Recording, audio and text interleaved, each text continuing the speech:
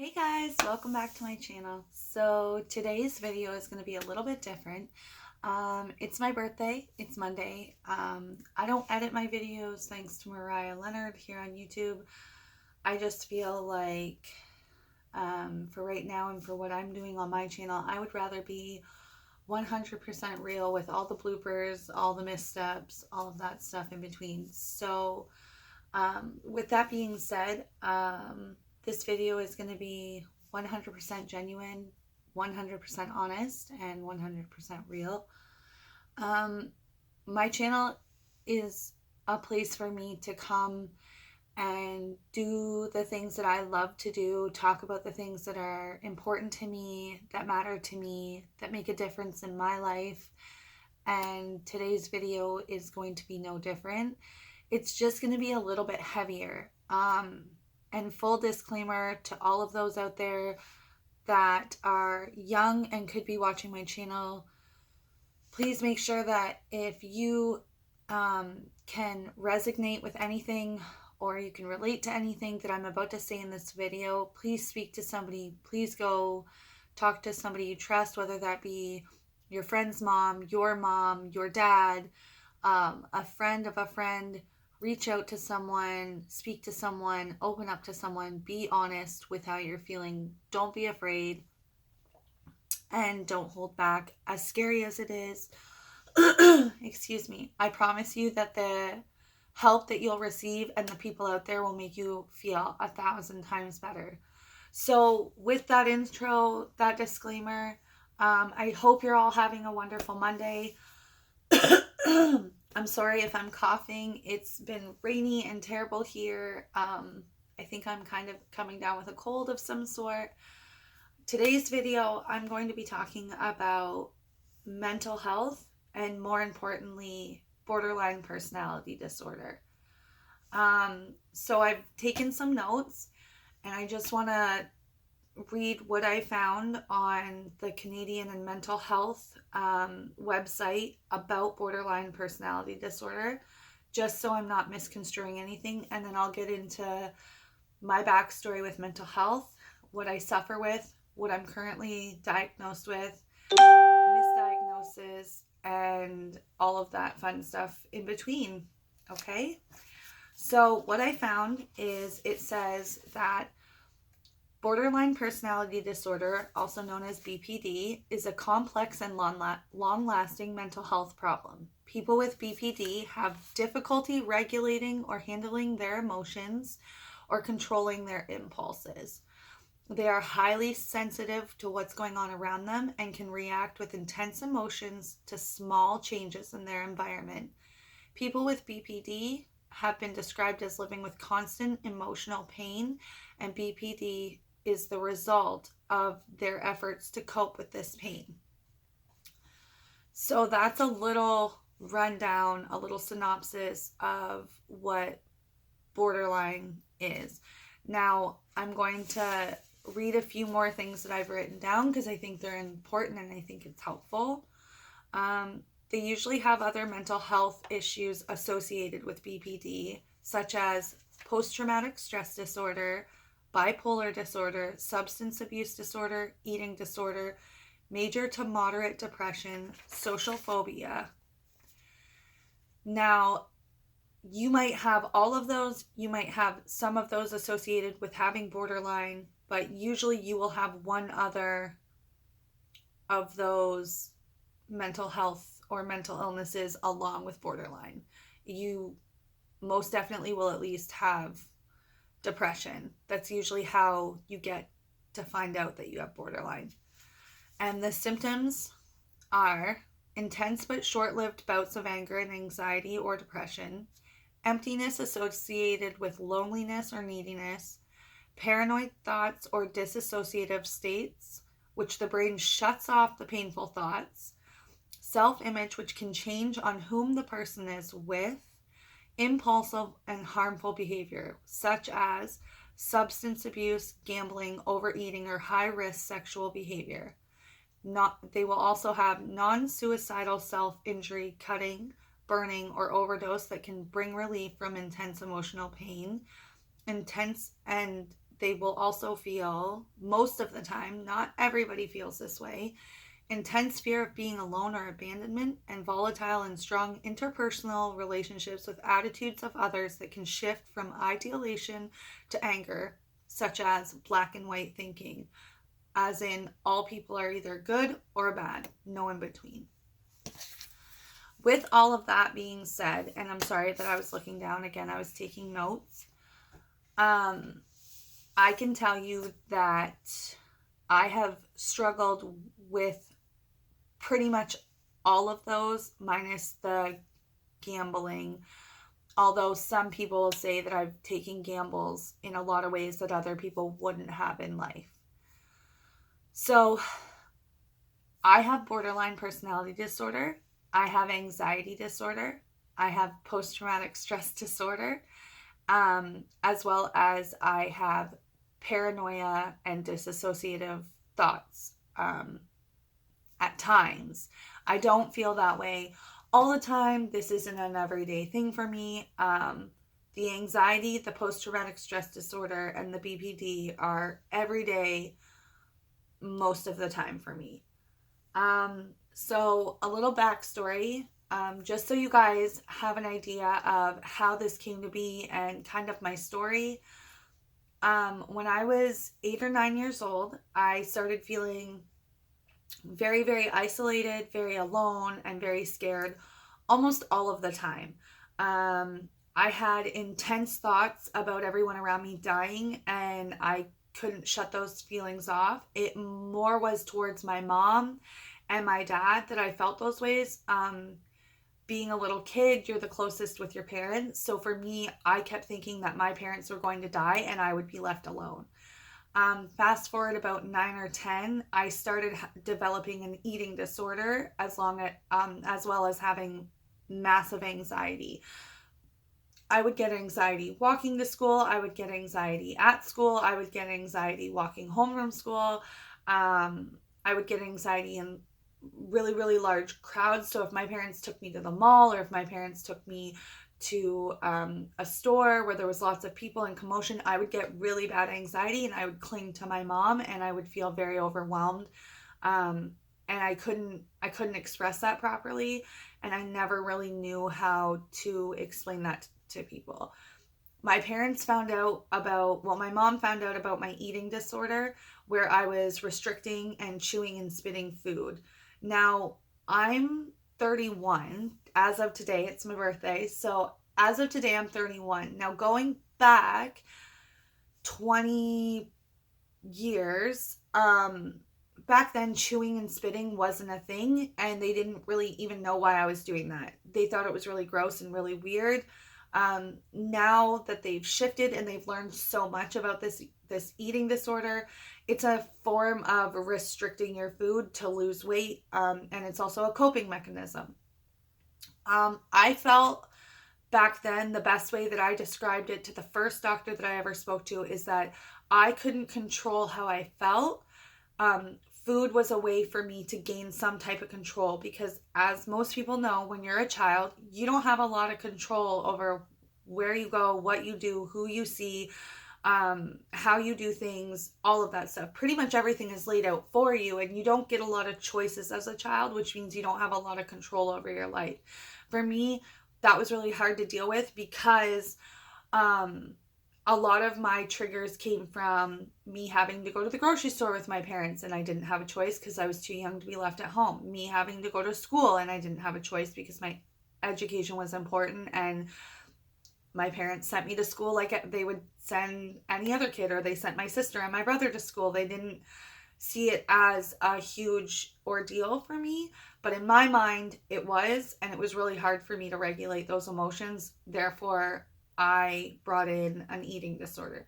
Now, I will say that eating disorder didn't last too long. It came and went, but once it would leave, I ended up starting to self-harm.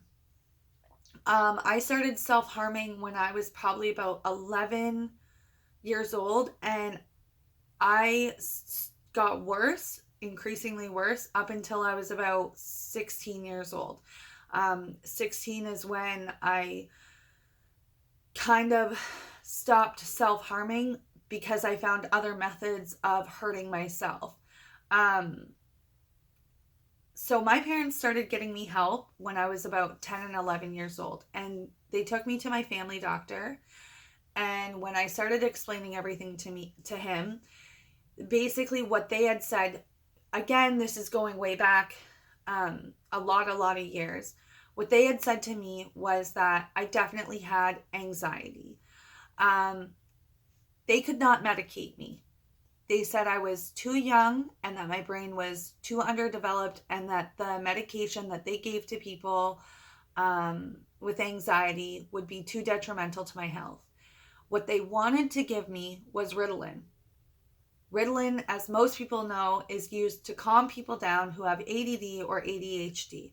My mom and my dad were not going to give me something that altered who I was for something that I didn't even have, because I didn't have ADD and I didn't have ADHD. I didn't struggle with fidgeting, focus, concentration, all of that kind of stuff. I wasn't a hyper kid. I wasn't an overactive kid. That wasn't the issue. So my parents didn't feel like that was beneficial to me, my young mind, my well-being, all of that stuff. I respected that from my parents. I understood that they didn't want to do that. I don't even agree with medication for young children. I believe that there are other methods. With that being said, where we lived and the situation that I was in, so my mom didn't drive.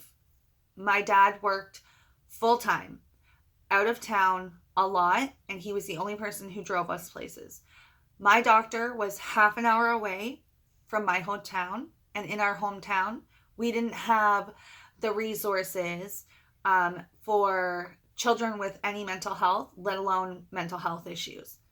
So our next step was basically to get me in to see a counselor, and the only counselor I could see was here in the hometown I live in now, which back then was a half an hour away, and it was very, very difficult.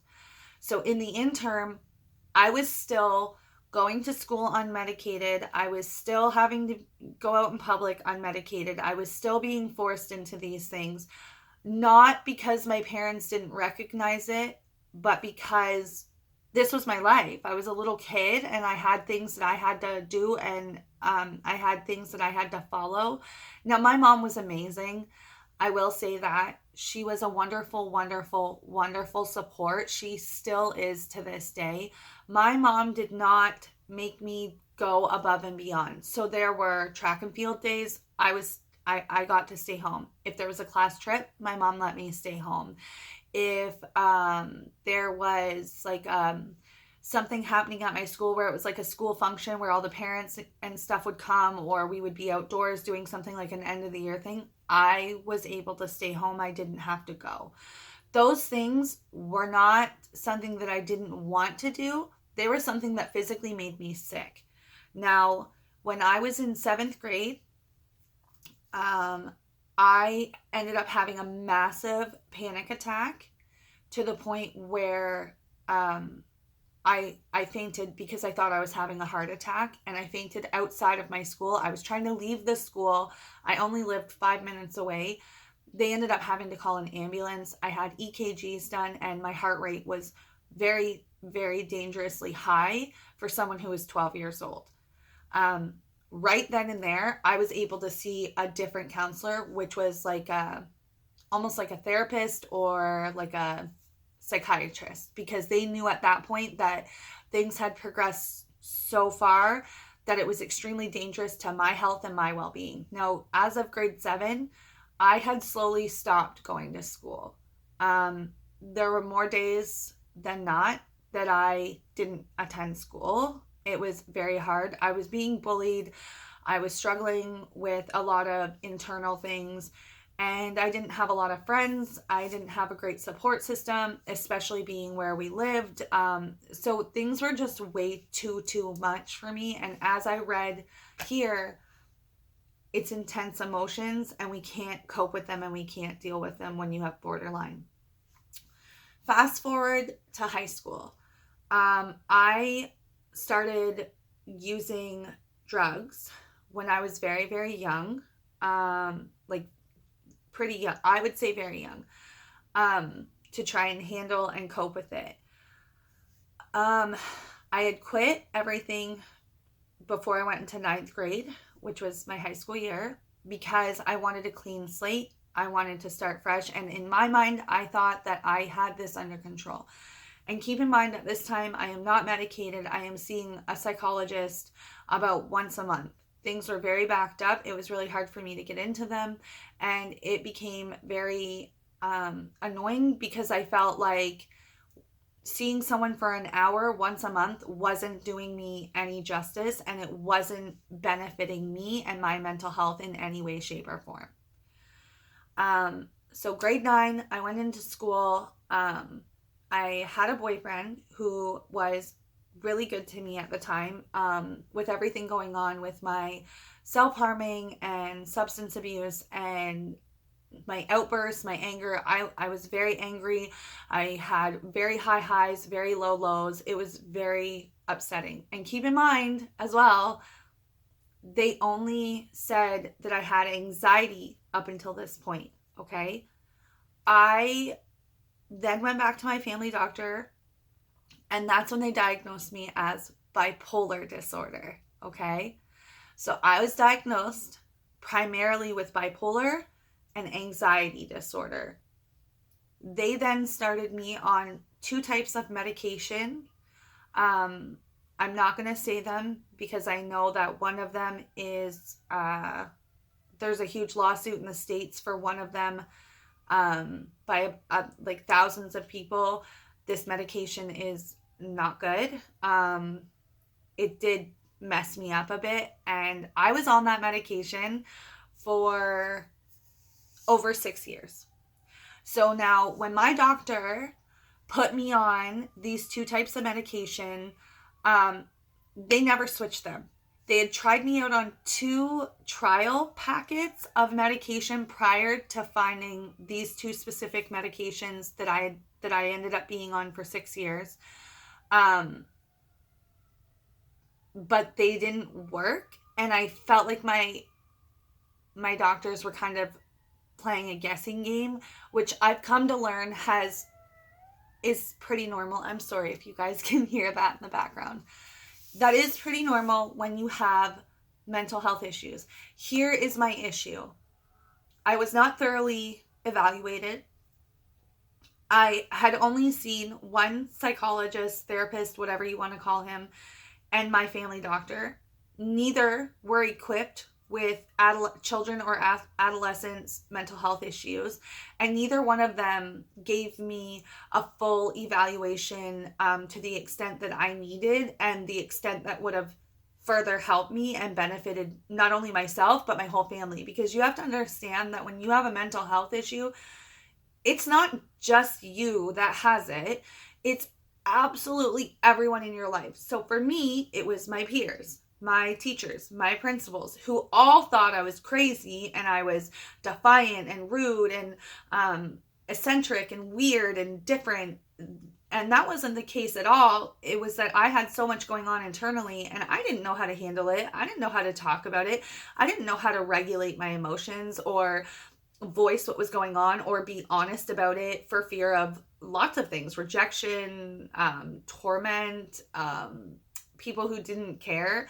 My dad was one of those people who didn't believe in mental health issues. My dad just didn't know enough, and he didn't believe that I had mental health issues. He honestly believed that if I ate right and exercised, that I would be fine and everything would be okay and I would be cured. That is not the case, and anybody who tells you any differently, you need to take a step back from them. I'm not saying cut them out of your life, but take a step back. They need to become educated and knowledgeable on your mental health and your illness to be in your life and truly support you and truly love you. Because if they don't, they are only going to toy with your mind, and they are going to become very toxic to your healing and to your health and to your well-being and to you getting to a stable place. I'm not mad at my dad. I understand it. My dad has come so far and he is such a good support to me now and he loves me so much. And I know that he feels bad for all of the things that he said to me when I was young. And I don't harbor or hold any resentment towards my dad. Plus, I had my mom. And my mom did believe in mental health issues, and my mom believed everything I was saying, and she knew that in my mind, it was 100% true and it was 100% how I felt, and she never questioned that and she never doubted me. Unfortunately, a lot of people did, and a lot of people felt like I was making this up. Now, this video is already 20 minutes long, and I really appreciate everybody who is sticking with it because this is a very complex issue. It is very in-depth and it can be very scary. By the end of grade 9, I overdosed and I went into cardiac arrest at almost 15 years old. I 100% should have died that night. I don't know what I was thinking, and I don't even know why, because honestly, that day was a great day. I don't know why I chose that day. I don't know what came over me. That day was a good day. I was happy. I was going to the fair. I was excited. Things were well. I truly feel like I knew I took way too much. I knew what the outcome was going to be. I was fully aware, but I had this mission to die. I didn't want to live anymore. I had been living with this at this point for over 6 years, starting at like 8, 9 years old, and now I'm almost 15, or I was 15 actually. That's a long time to be struggling and suffering in silence and only telling very small amount of people. So not even my sister and brother fully knew the extent. My sister and my brother are much older than me. They didn't even know the extent of how sick I was. They didn't know how scary things had become for my parents, and how basically my parents had to keep an eye on me 24/7 because I was on a mission to kill myself. Now, those are really strong words and they're very heavy, and I understand that, and I'm really sorry if that's a lot for people to handle. But please, please, please bear with me to the very end of this video because I promise you it gets better and it's so worth it. After that, I was immediately sent to more psychologists. Like, I've seen probably about 4 or 5 psychologists, and I have been to 3 or 4 different therapists. I have also talked to the Canadian Mental Health Association since I was young. I've also been involved in a child and youth center in a hometown, my now hometown. And I'm not gonna lie, they were all amazing people. There was a couple therapists in there that weren't so great. That's a totally different video. But for the most part, I started getting the help that I needed, not because I killed myself or tried to kill myself, but because they were taking it seriously, because I think before they kind of thought that it was all fun and games. Now, those medications, remember they had put me on medications, were clearly not working. This is because I was misdiagnosed, okay? I was misdiagnosed as bipolar because, as I read to you guys, BPD and bipolar can go hand in hand and they can overlap. But if you're not treating a secondary illness, the first illness or the leading illness can overcome and mix up every other illness. So this is why this is such an important topic to me, because you have to address every single illness you have. So if you have 5 illnesses, you need to address every single one, and they all have their own traits, they all have their own symptoms, and they all have their own ways to be dealt with and coped with. Some of them can overlap, most definitely. Borderline and bipolar, 100%, they can overlap. With that being said, they each need to be looked at individually as well as overlapping. So this is where it becomes intertwined, very complex, and very difficult. I do not have bipolar. I do not have bipolar. 4 years ago, I became extremely depressed. Extremely depressed. Now, I am with my husband now. I have had very volatile relationships with pretty much everyone in my life. I have very bad mood swings. The littlest things can annoy me, and the one major thing that really upsets me is big shifts in my life. So huge changes in my life and my daily routine really send me through a loop, and they become very difficult and overwhelming. Overwhelming is a word that I use a lot, and sick is a word that I use a lot. So when I tell my husband I'm sick, it means mentally. It doesn't mean physically. I've always used that as a term. I know it's not a good one. I'm not saying it's for everyone. That's how I describe things. That's how I word things, because I can't say I need a mental health day or my mental health is upsetting me. I don't speak like that. That's not for me. If that's how you speak and that's what you need to say to let those around you know what's going on, please do that. Please do that. Find a way to tell somebody how you're feeling and what you're going through, because suffering in silence is not okay, and it is not going to help you. It is not going to benefit you or those that you love, because you do love them. Don't trick yourself into thinking that you don't love them. And more importantly, if you have borderline, please don't think that people around you don't love you, because if they didn't love you, they wouldn't be there. That is something that I struggled with my entire life, was thinking that I was undeserving of love, that I was worthless, that I was disgusting, that there was no good for me here, and that I didn't need to be here and the world would be better off. None of those things are true. That is your mental health playing a trick on you. Please don't listen to those. And you need to seek help immediately when you are feeling those things. And if you can't seek help professionally, you need to seek help from your support system, no matter who it is: grandparents, friends, husbands, spouses, girlfriends, your parents, whoever that is. Please speak out and please talk to them. Let them know what is going on up here so they can help comfort you. Even if it doesn't help you right in that moment, it is better to be with someone than to be be left alone with those thoughts, okay? A lot of things happened in my life. And keep in mind, I was on those pills on and off throughout. I took myself off the second I found out I was pregnant. One of the pills, the ones that I was talking about in the States that people no longer take, could have stopped my daughter's heart. Me being 17 years old, there was no way that my mental health was going to mess with my baby. And that was one thing that got me clean. My pregnancy got me clean, got me sober, got me straight, got me on the right track. That worked for me. That was something that I needed, because my life was no longer just my life, and I was not worthless. I was not expendable at that point. I was somebody's mother from the second I found out I was pregnant, and I knew that I had to do whatever I had to do to stay alive and to be the best person that I could be for this baby. I got off my meds.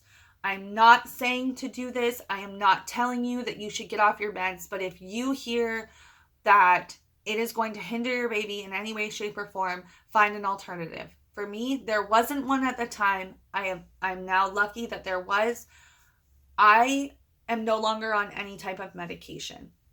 I have had a lot of issues with medication.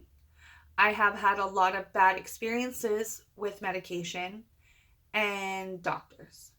For me, currently, I am on no types of medication for anxiety, post-traumatic stress disorder, paranoia, or my borderline.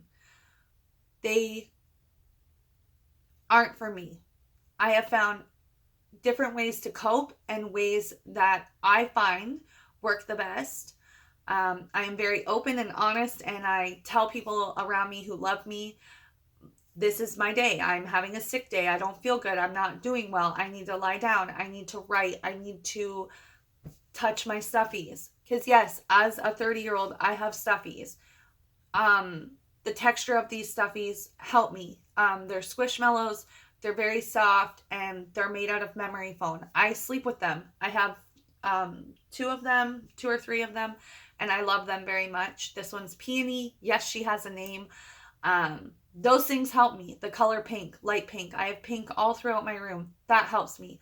Talking to my friends help me. Writing poetry, journaling, that helps me. Being alone helps me. Watching makeup tutorials help me.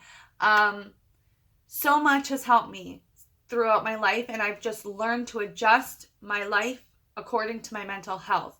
I've learned to adjust how I handle things according to my mental health. I have learned when to back off and when to pull away. Now, I was misdiagnosed all those years. So I was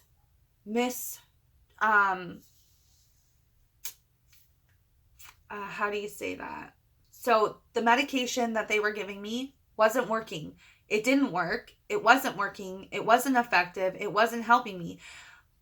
One did help me with my anxiety, but it didn't get rid of it. I was still having regular panic attacks and regular anxiety attacks all the time, and it became so overwhelming that I couldn't even live my life. So for me, that is not a solution when that is not, I'm taking a pill and I'm still having anxiety every day. I couldn't understand that. 4 years ago, I became very, very, very, very scary because I was seeing things. I was very paranoid. I would lock my doors all the time. I thought people were going to come in and harm me and my family.